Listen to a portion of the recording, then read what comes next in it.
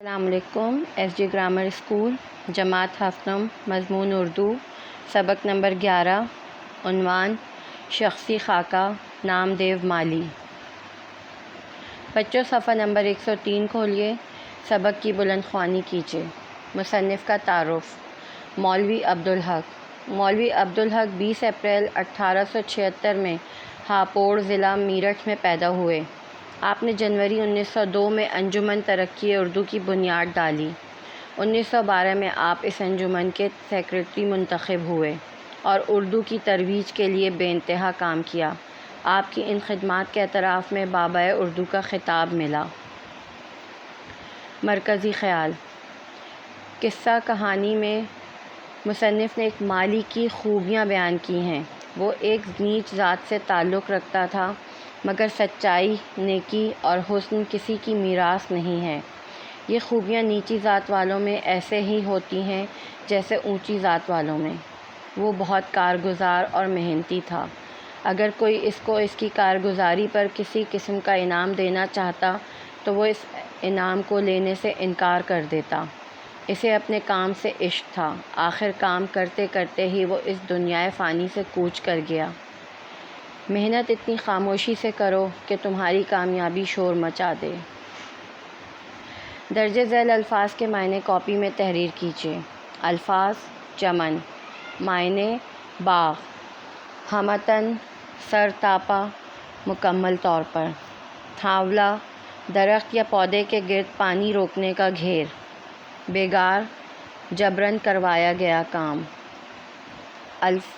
توانا اور ٹانٹا، صحت مند، ہوشیار، چاق و چوبند، داروغہ، نگران، محافظ، سیوا کرنا، خدمت کرنا، ہزار جتن کرنا، بہت کوششیں کرنا، گاؤں، گاؤں، بلا تامل، بغیر جھجکے، رسوئی کا چوکا، باورچی خانے کی چوکی، بہارنا، صفائی کرنا یا جھاڑنا یا سنوارنا، مستعد، پھرتیلا، ہوشیار، چوکنا، موروثی، وراثت میں ملی ہوئی، باولیوں، سیڑھی دار کنویں، پیڑ تلف ہو جانا، درخت سوکھ جانا، پودوں کو سینچنا، پودوں کو پانی دینا، تنگی، ترشی، مشکل، پریشانی، یورش، دھاوا یا حملہ، منکسر المزاج، انکساری سے کام لینے والا، بساط، حیثیت، کندن، خالص سونا، استعداد، قابلیت، ودیعت، امانت۔ سرگرمیاں، سوال جواب۔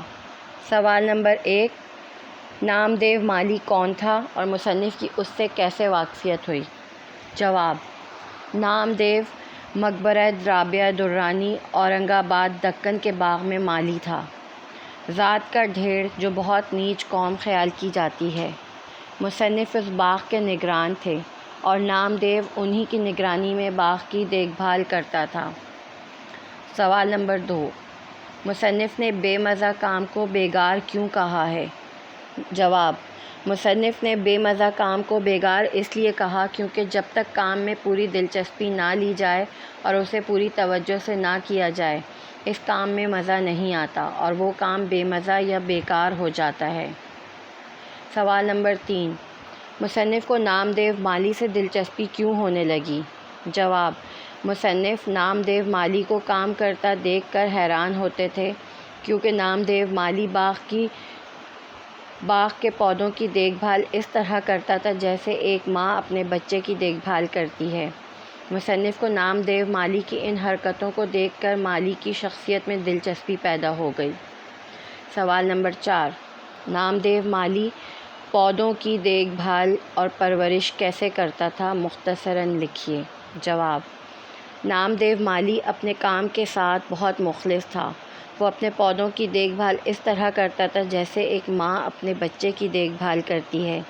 وہ اپنے پودوں کو مسکرا کر دیکھتا اور انہیں دیکھ کر خوش ہوتا تھا، اور جب پانی کا قحط پڑا تو کہیں نہ کہیں سے پانی ڈھونڈ کر اپنے پودوں کو پلانے کے لیے لاتا تاکہ اس کے پودے تندرست و توانا رہیں۔ کتاب کا کام، صفحہ نمبر 108 اور 109 میں سوال نمبر 2 کے باقی سوالات کے جوابات کاپی میں مکمل کیجیے۔ صفحہ نمبر 109 میں سوال نمبر 3 کاپی میں مکمل کیجیے۔ قواعد، مترادف مرکبات، جب تحریر میں دو ایسے الفاظ ایک ساتھ استعمال ہو جو ہم معنی ہوں تو قواعد کی اصطلاح میں اسے مترادف مرکب کہا جاتا ہے۔ مثلاً وسیع و عریض اور سرسبز و شاداب، آرام و آسائش اور محنت و مشقت۔ نوٹ: یہ کام کاپی میں قواعد کے حصے میں کیا جائے گا۔ قواعد کا کام، صفحہ نمبر 109 میں سوال نمبر 4 کاپی میں قواعد کے حصے میں مکمل کیجیے۔ صفحہ نمبر 110 میں سوال نمبر 5 کاپی میں قواعد کے حصے میں مکمل کیجیے۔ صفحہ نمبر 110 میں سوال نمبر 6 کاپی میں قواعد کے حصے میں مکمل کیجیے۔ سوال نمبر 7 انسان کی عزت اس کے نام سے نہیں بلکہ اس کے کام سے ہوتی ہے، اس موضوع پر مضمون تحریر کیجیے۔ بچوں، ہمارا یہ عنوان یہاں پر اختتام پذیر ہوتا ہے۔ اپنا بہت خیال رکھیے گا۔ اللہ حافظ۔ Stay home, stay safe.